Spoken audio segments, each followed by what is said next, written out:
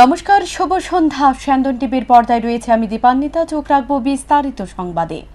কলকাতায় রহস্যজনকভাবে খুন বাংলাদেশের সংসদ সদস্য আনোয়ারুল আজিম আনার। বাংলাদেশ পুলিশের হাতে গ্রেপ্তার ৩ জন। ভারতে এসে নিখোঁজ বাংলাদেশের সংসদ সদস্য আনোয়ারুল আজিম আনারের মরদেহ কলকাতার অভিজাত এলাকার নিউ টাউন থেকে উদ্ধার হয়। এই ঘটনায় দুজনকে আটক করা হয়েছে বলেও জানান আব্দুর রউফ। সংসদের সদস্য আনোয়ারুল আজিম আনারের মৃত্যুতে শোক জানিয়েছেন বাংলাদেশের প্রধানমন্ত্রী শেখ হাসিনা। বুধবার এক শোক বার্তায় সংসদের মৃত্যুতে গভীর শোক ও দুঃখ প্রকাশ করেছেন।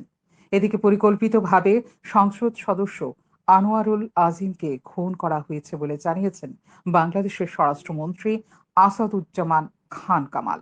তিনি বলেন, গত 12ই মে তিনি ভারতে গিয়েছিলেন চিকিৎসার জন্য। তারপর তিনি গত কয়েকদিন ধরে রহস্যজনকভাবে নিখোঁজ ছিলেন। অবশেষে কলকাতা পুলিশ তাঁর মৃত্যুর খবর নিশ্চিত করেছেন বাংলাদেশ সরকারের কাছে। কারা কারা খুন করেছে তা জানতে বাংলাদেশ ও ভারতের পুলিশ কাজ করছে। এই ঘটনায় এখন পর্যন্ত 3 জনকে আটক করা হয়েছে বলেও জানান বাংলাদেশের স্বরাষ্ট্রমন্ত্রী। তিনি বলেন, আটক 3 জন বাংলাদেশ পুলিশের কাছে আছে, তাদের জিজ্ঞাসাবাদ করা হচ্ছে। খুনের সঙ্গে ভারতের কেউ জড়িত না, বাংলাদেশিরা খুন করেছে। তিনি আরো জানিয়েছেন, বাংলাদেশের সঙ্গে ভারতের সম্পর্ক খারাপ হওয়ার কোনো কারণ নেই। ভারত আমাদের যথেষ্ট কোঅপারেশন করছে। পশ্চিমবঙ্গের বিধাননগরের নিউ টাউনে যে ফ্ল্যাটে সংসদ সদস্য আনোয়ারুল আজিম আনারকে হত্যা করা হয়েছে বলে ধারণা করা হচ্ছে, সেখানে কোনো মৃতদেহ খুঁজে পায়নি পুলিশ। এমনটি জানিয়েছে বাংলাদেশের বিদেশমন্ত্রী হাসান মাহমুদ। হত্যাকাণ্ড নিয়ে মন্ত্রী বলেন, আনোয়ারুল আজিমের হত্যাকাণ্ড দুঃখজনক, মর্মান্তিক, অনভিপ্রেত। আমরা আজকে সুনিশ্চিত হয়েছে সকালবেলায় ভারতীয় পুলিশ জানিয়েছেন যে তিনি খুন হয়েছেন। তা আমরা ইতিমধ্যেই তাদের যে তথ্য ভারতীয় পুলিশ আমাদেরকে দিয়েছিলেন, সেই তথ্য অনুযায়ী আমাদের পুলিশ, বাংলাদেশের পুলিশ, এদের তথ্য অনুযায়ী তাদেরকে যারা খুন করেছেন কিংবা খুনের সঙ্গে সম্পৃক্ত ছিলেন আমরা যারা সন্দেহ করছি, এবং তাদের থেকে যা আমরা তথ্য পেয়েছিলাম সেই তথ্য অনুযায়ী তাদের মধ্যে থেকে আমরা 3 জন অপরাধীকে আমাদের পুলিশ ধরেছেন এবং তাদের জিজ্ঞাসাবাদ চলছে, তদন্ত চলছে। আপনারা জানেন ওই এলাকাটা একটা সন্ত্রাস কবল এলাকা, ওই ঝিনাইদহের এলাকাটা, ওই সীমান্ত এলাকা। আমাদের আনার সাহেব সেখানে মাননীয় সংসদ সদস্য হিসাবে তিনি দায়িত্ব এইবারও নির্বাচিত হয়েছিলেন। চিকিৎসার জন্য তিনি যাওয়ার পরে এই ঘটনাটি ঘটে। এদিকে হত্যার বিচার চান সংসদ সদস্যের মেয়ে মুমতারিন ফেরদৌস ডরিন। বুধবার দুপুরে ঢাকার ডিবি কার্যালয়ের সামনে তিনি এই কথা বলেন। তিনি বলেন, তার বাবার হত্যার বিচার চায় সে। আমি আপনাদের কাছে সহযোগিতা কামনা করছি যে আপনারা আমার বাবার হত্যার বিচার চাই। আমি আপনারা এই বিষয়ে আমার সহযোগিতা করবেন, আপনারা নিউজ করবেন, আপনারা জানাবেন, আপনারা সারা বাংলাদেশ সহ সারা ওয়ার্ল্ডের সব জায়গায় আপনারা আলোড়ন সৃষ্টি করে দেন যেন আমার বাবার হত্যার আমি বিচার পাই। কারা করেছে, কেন করেছে, এর সুষ্ঠু তদন্ত চাই এবং আমি এর শেষ পর্যন্ত দেখতে চাই যে তারা কেন করেছে, কি জন্য করেছে। আমি বিচার চাই, আমি দেখতে চাই তারা যেন আমার সামনে তাদেরকে কুড়াচ্ছে দিয়ে ফাঁসি দিয়ে মারা হয়েছে, আমি যেন দেখতে চাই। আনোয়ারুল আজিম আনার বাংলাদেশের ঝিনাইদহ 4 আসনে আওয়ামী লীগ মনোনীত সংসদ সদস্য। তিনি 2014, 2018 ও 2024 সালে টানা 3 বার আওয়ামী লীগের মনোনয়নে সংসদ সদস্য হিসেবে নির্বাচিত হন। স্যান্দন টিভি। আগামী 24 মে ত্রিপুরা মর্ধ শিক্ষা পর্ষদ পরিচালিত মাধ্যমিক ও উচ্চ মাধ্যমিকের মাদ্রাসা ফাজিল এবং মাদ্রাসা আলিম পরীক্ষার ফলাফল প্রকাশ করা হবে। বুধবার এক বিবৃতির মাধ্যমে এই খবর জানায় ত্রিপুরা মর্ধ শিক্ষা পর্ষদ। ছাত্রছাত্রীরা দুপুর 12:30 থেকে ওয়েবসাইটের মাধ্যমে ফলাফল জানতে পারবে। পাশাপাশি ছাত্রছাত্রীদের মার্কশিট এবং সার্টিফিকেট পরবর্তী সময় দেওয়া হবে। এর দিনক্ষণ পরবর্তী সময় জানিয়ে দেবে ত্রিপুরা মধ্য শিক্ষা পর্ষদ। এবছর উচ্চ মাধ্যমিকের পরীক্ষার সংখ্যা ছিল 25,345 জন। এর মধ্যে নিয়মিত পরীক্ষার্থীর সংখ্যা ছিল 24,263 জন। কন্টিনিউড পরীক্ষার্থীর সংখ্যা 338 জন। কম্পার্টমেন্টাল পরীক্ষার্থীর সংখ্যা 525 জন। এক্সটার্নাল পরীক্ষার্থীর সংখ্যা 192 জন। ইকুইভ্যালেন্স পরীক্ষার্থীর সংখ্যা মাত্র 3 জন। ইমপ্রুভমেন্ট পরীক্ষার্থীর সংখ্যা 23 জন। একটি মাত্র বিষয়ে পরীক্ষা দেয় শুধু একজন। পরবর্তীতে অপরদিকে মাধ্যমিক পরীক্ষার্থীর ছিল 32,739 জন। গোমতী জেলা হাসপাতালে ক্লিনিং সুপারভাইজারের হাতে আক্রান্ত এক সিটি স্ক্যান কর্মী, ফলে হাসপাতালের পরিষেবা লাটে উঠেছে। গত কয়েকদিন আগে গোমতী জেলা হাসপাতালের এক আয়া কর্মীদের দ্বারা নাজেহাল হয়েছিল রোগীর পরিবার। অভিযোগ ছিল আয়া কর্মীদের তাদের চাহিদা মতো পয়সা দিতে হবে রোগী ও রোগীর পরিবারদের। এই অভিযোগ শেষ হতে না হতে বুধবার উদয়পুর তেপানিয়া গোমতী জেলা হাসপাতালে এক সুইপার ইনচার্জ ইন্দ্রজিৎ শর্মার হাতে আক্রান্ত হয়েছে গোমতী জেলা হাসপাতালের কর্মী দৈপায়ন রুদ্রপাল। একটা সময়ে পরিস্থিতি হাতাহাতির রূপ দেওয়ায় হাসপাতালের পরিষেবা বিঘ্নিত হয়। আহত দৈপায়ন রুদ্রপাল একজন সিটি স্ক্যান টেকনিশিয়ান। জানা যায়, বুধবার এক রোগী গোমতী জেলা হাসপাতালে চিকিৎসার জন্য আসলে কর্তব্যরত চিকিৎসক তাকে সিটি স্ক্যান করে নিয়ে আসতে বলে। সে মতো রোগীর পরিবারের লোকজন তাকে নিয়ে আসে দৈপায়ন সুইপিং কর্মী ইন্দ্রজিৎ শর্মাকে শয্যা পরিষ্কার করে দেবার জন্য বলে। তখন ইন্দ্রজিৎ তাকে টাকা দিলে পরিষ্কার করবে, নতুবা পরিষ্কার করতে পারবে না, কারণ তিনি বেসরকারি সংস্থা দ্বারা হাসপাতালে কর্মরত বলে জানান। ইন্দ্রজিৎ হাসপাতালের একজন কর্মরত, তারপরও কিভাবে টাকা চাইতে পারে এ নিয়ে ও দৈপায়নের সাথে প্রথমে কথা কাটাকাটি, পরে রোগীর সামনে দৈপায়ন রুদ্রপালকে প্রচণ্ড মারধর করে ইন্দ্রজিৎ বলে অভিযোগ। সমস্ত ঘটনা জানিয়েছেন দৈপায়ন গোমতী জেলা হাসপাতালের ওয়ার্ড মাস্টারকে। দৈপায়ন সমস্ত ঘটনার সুবিচার চেয়েছেন। এখন গোমতী জেলা হাসপাতালের সুপার কি ভূমিকা নেই সেদিকে তাকিয়ে আছে আহত দৈপায়ন। কি থানার মধ্যে এফআইআর কিছু করবি? আমি আপাতত থানাতে এফআইআর করছি না।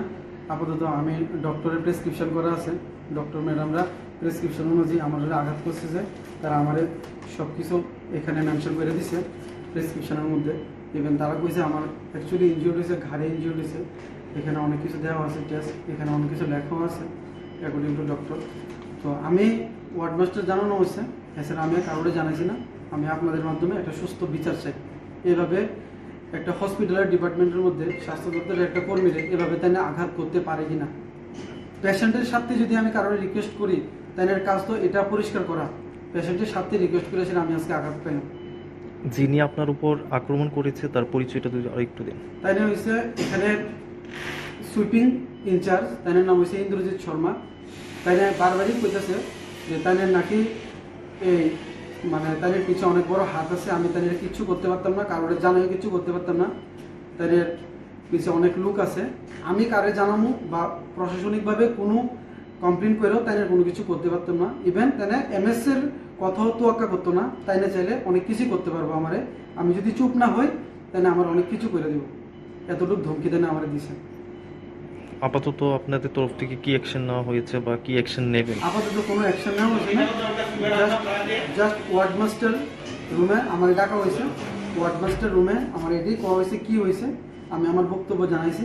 ইভেন যে পেশেন্ট পার্টি যার সামনে ইনসিডেন্ট হয়েছে, এই পেশেন্ট পার্টি মানে ভিডিও রেকর্ডিং করা আছে। আগামী 4 জুন লোকসভা নির্বাচনের ফলাফল। সারা দেশের মতো রাজ্যের 2টি আসনে ফলাফল ঘোষণা হবে এদিন। ফলাফলকে কেন্দ্র করে বুধবার সাবরুমের নগর পঞ্চায়েতের কনফারেন্স হলে অনুষ্ঠিত হয় এক দিবসীয় কর্মশালা। গণনা কর্মী এবং মাইক্রো অবজারভারদের নিয়ে হয় এই কর্মশালা। উক্ত কর্মশালায় অ্যাসিস্ট্যান্ট রিটার্নিং অফিসার তথা সাবরুম মহকুমা শাসক শিবজ্যোতি দত্ত, 30 জন মাইক্রো অবজারভার এবং প্রায় 60 জন গণনা কর্মীকে নিয়ে এই কর্মশালা সংগঠিত হয়। 2 ধাপে হয় এই কর্মশালা। প্রথম ধাপে assistant returning officer Shibjyoti Dutta গণনা কর্মীদের প্রশিক্ষণ কর্মসূচি এবং করণীয় কর্তব্য সম্বন্ধে জ্ঞাত করেন। পরবর্তী সময়ে মাইক্রো অবজারভারদের নিয়ে বেলা 12টায় সংগঠিত হয় দ্বিতীয় ধাপের কর্মশালা। নেশাগ্রস্ত উন্মাদ যুবকের বিরুদ্ধে খুনের অভিযোগ পেয়ে গ্রেপ্তার করল পূর্ব আগরতলা থানার পুলিশ। তার বাড়ি রাজধানীর প্রতাপগড় ব্রিজ সংলগ্ন এলাকায়। অভিযুক্তের নাম দীপঙ্কর সরকার। আদালত 4 দিনের পুলিশ রিমান্ডে পাঠিয়েছে অভিযুক্ত দীপঙ্কর সরকারকে। পুলিশ জানায়, গত 16 মে দীপঙ্কর সরকার সুখেন দাসের দোকানে চা খেতে যায়। চা খেয়ে টাকা নেই বলে চলে আসে দীপঙ্কর। 17 মে সুখেন দাস দোকান থেকে ফেরার সময় তার কাছে সিগারেট চায় দীপঙ্কর সরকার। তখন সুখেন দাস জানায়, দোকান বন্ধ করে ফেলেছেন, এখন আর দোকান খোলা সম্ভব নয়। তারপর 18 মে যখন সুখেন দাস দোকান খুলে বসে, তখন পেছন দিক দিয়ে এসে দীপঙ্কর সুখেন দাসের মাথায় ইট দিয়ে আঘাত করে গুরুতর আহত করে। সে সময় রাস্তার পাশে থাকা এক রিকশা চালক সুখেন দাসকে আহত অবস্থায় নিয়ে আসে জিবি হাসপাতালে। জিবি হাসপাতালে নিয়ে আসার পর চিকিৎসাধীন অবস্থায় সোমবার বিকেলে মৃত্যুর কোলে ঢলে পড়েন সুখেন দাস। না, অ্যাকচুয়ালি ইস্যুটা হয়েছে যে চা সিগারেট খেয়েছে, ওটার জন্যই টাকা নিয়ে তাদের মধ্যে একটু কথা কাটাকাটি হয়েছে। যখন ওনার কাছে টাকা চেয়েছিল দোকানদার সুখেন দাস, তখনই তাকে টাকা নেই বলে তার সাথে ঝগড়া শুরু হয়। তো ওই দিন টাকা দেয়নি, দ্বিতীয় দিনও আবার চেয়েছে, ওনাকে আর জিনিস দেয়নি। তো 18 তারিখ সকালবেলা সে এসে ইট দিয়ে ওনার মাথায় হঠাৎ আঘাত করে বসে। আর সাথে সাথেই উনি অসুস্থ হয়ে পড়েন, রক্তাক্ত জখমপ্রাপ্ত হয়ে পড়েন, ওনাকে জিবি হসপিটালে নিয়ে যাওয়া হয়। সন্ধ্যার সময় দিন উনি অপারেশন করেছিল, কিন্তু উনি রাত্রেবেলায় সন্ধ্যার পরটা দিয়ে উনি মারা গেছেন। সুখেন দাসের বয়স 55। অ্যাকচুয়ালি তাদের দুজনের বাড়ি এক জায়গাতেই, প্রতাপগড় ব্রিজের সাথেই বাড়ি, বাজারের পাশে, কাছাকাছি দুজনের বাড়ি। যাকে আপনারা অ্যারেস্ট করেছেন ওনাকে জিজ্ঞাসা করেছেন কি কারণে, কেন? না, এটাই উনি বলেছে আমার সাথে বকাবকি করেছে টাকা দেওয়ার জন্য। টাকা দিইনি, আমার কাছে টাকা ছিল না, তো এই জন্যই রাগে আমি মেরেছি। এখন পর্যন্ত এটুকু বলেছে, বাকি ইন্টারোগেশন চলছে। 4 দিন পুলিশ রিমান্ড থাকবে, আর কোনো তথ্য আমরা পাই কিনা সেটা আমরা দেখব। দিন দুপুরেও নিরাপদ নয় জিবি হাসপাতাল। বুধবার দুপুরে নাগাদ যখন জিবি হাসপাতালে রোগীর ভিড়, তখন এক চোর হাসপাতালের পরিকল্পনা কেন্দ্রে থাবা বসায়, নিয়ে যায় হাসপাতালের এসির বিভিন্ন সামগ্রী। পরবর্তী সময় বিষয়টি হাসপাতালের নার্স সহ অন্যান্যদের নজরে আসলে শুরু হয় চাঞ্চল্য। এ বিষয়ে বিস্তারিত জানান হাসপাতালের পরিকল্পনা কেন্দ্রের ইনচার্জ শোভা দাস। তিনি জানিয়েছেন, তিনি হাসপাতালে এসে দেখতে পান তার কক্ষের বাইরে 2টি দরজায় তালা ভাঙা। তারপর কক্ষে প্রবেশ করে প্রত্যক্ষ করেন সবকিছু লন্ডভন্ড হয়ে আছে এবং এক যুবককে ওয়ার্ড মাস্টারের রুমের দিকে যেতে দেখেন। বিষয়টি ঊর্ধ্বতন কর্তৃপক্ষের জানানো হয়েছে বলে জানান তিনি। আমি আসার আগে খেয়ে আইছি, খেয়ে আয়া ওই ওয়ার্ড মাস্টার রুমে গেছে, গিয়া তাদের সঙ্গে কথা বলতেছে। এরপরে আমি আয়া দাঁড়াই দিচ্ছি, যে অবস্থা দেখতেছি মনে চুরি হয়েছে এরকম দেখা যাইতেছে। যেমন দরজাটা ভাঙা দেখলাম, ইটও ভাঙা দেখলাম, ইটা খোলা। আর ওই আমরা যে বসি মেডিসিন যেটা, এই দরজাটা আর খুলছে। এই মূলত কি দেখলেন, কি কি চুরি হয়েছে? মানে চুরি তো এমনিতে চুরি দিচ্ছে না, হ্যাঁ একটা শাড়ি চুরি আর দিচ্ছে না। আরে তারটা এসির সামগ্রী, মানে কোনো কিছু চুরি করা হয়েছে? বা ওই এসি সামগ্রী তো এটা তো এসি কানেকশন। আর ওই জলের বেসিনের ট্যাপটা নিয়ে গেছে। মূলত কয়টা রুমের তালা ভাঙা হয়েছে?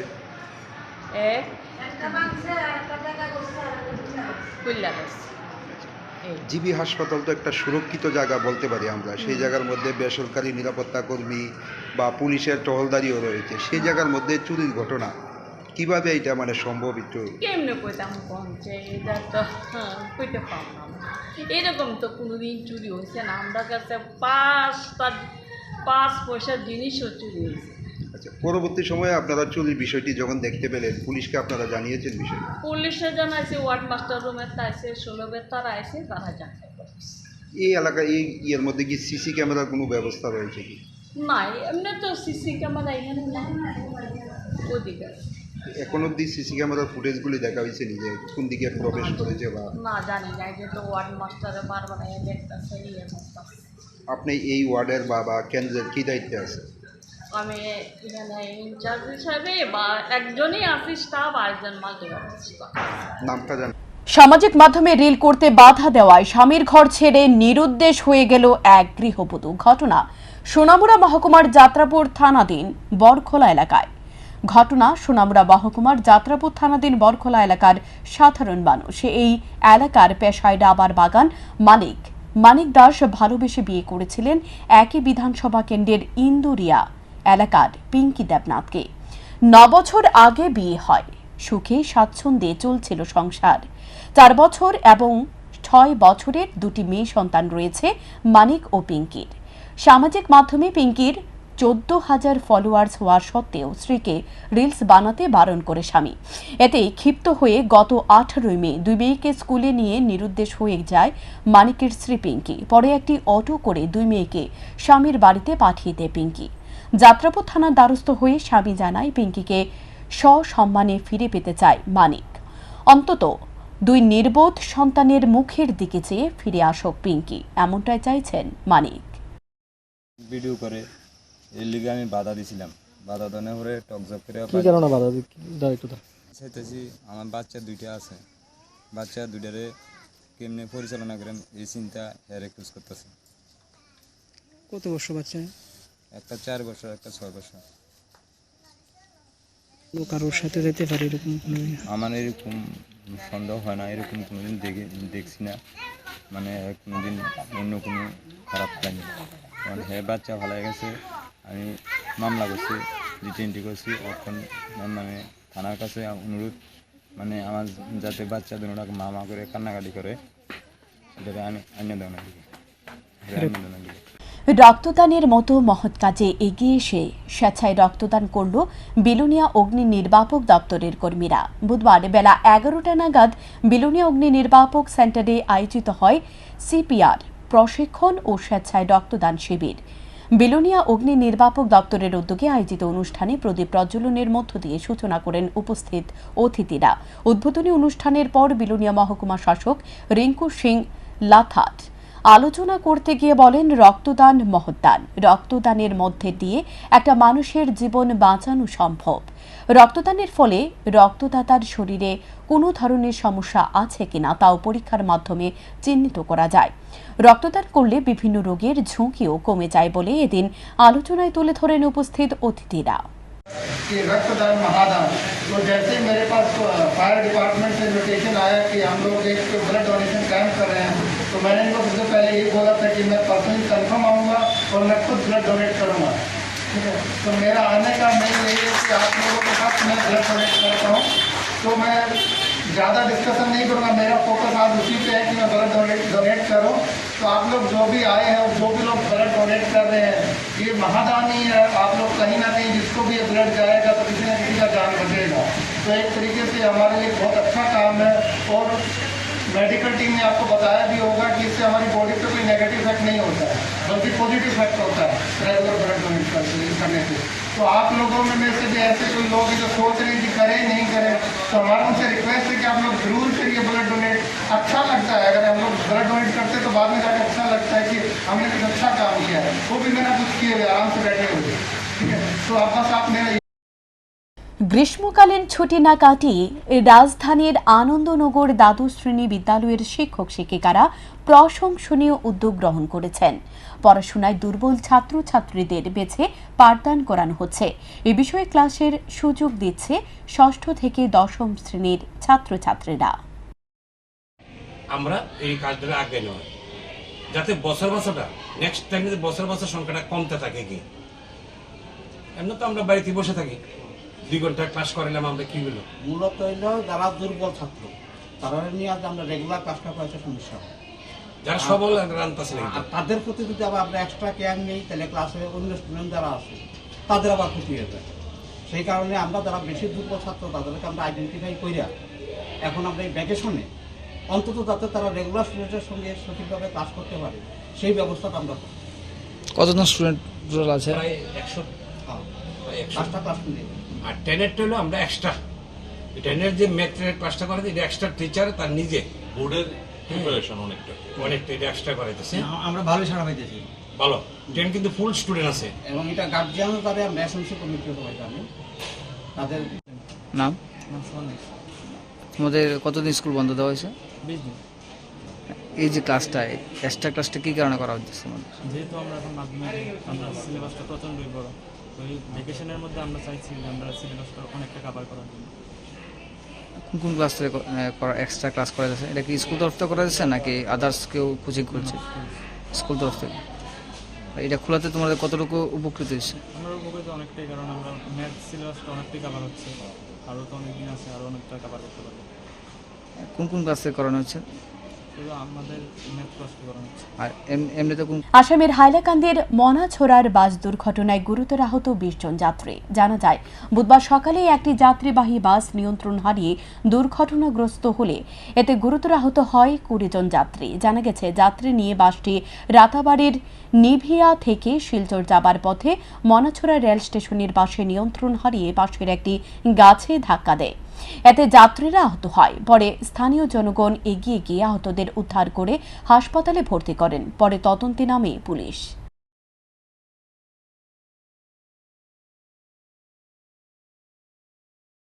গাড়িটা তো স্পিড ব্রেকারও আসলো, স্পিড ব্রেকার ফারাইতে ব্রেকটা ফেল হয়ে গেছে। ফেল হয়ে যাও আইয়া ডাইন থেকে মারিচ্ছে, গাছের লোকে মারিয়ে বাড়ির সামনে গিয়া খালো হয়েছে, ডাইন থেকে মারিয়ে। কতজন জখম হয়েছে?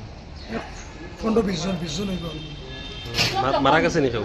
না, মারাও গেছে না। ড্রাইভারও খালি 2 ভাঙ হয়েছে, দুইটা ভাঙ গেছে। ড্রাইভারের ভাও 2টা ভেঙেছে? 2টা।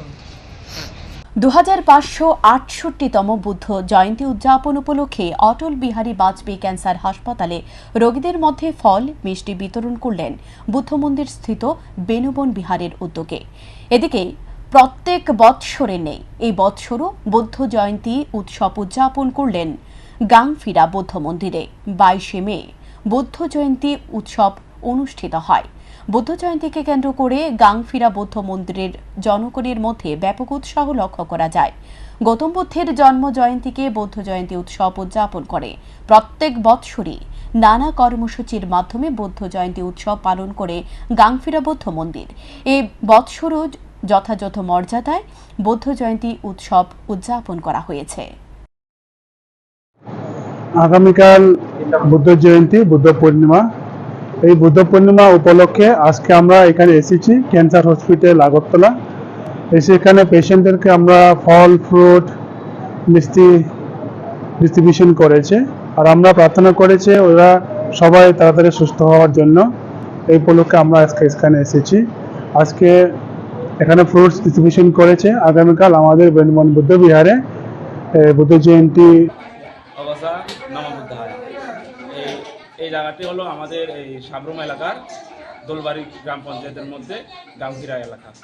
আজকে এই গাংফিরা আমাদের সাক্ষ্যমণি বুদ্ধ বিহারে যে অনুষ্ঠানটি সেলিব্রেশন করা হচ্ছে, এটি হলো আমাদের মহামানব ভগবান বুদ্ধের জন্মদিন।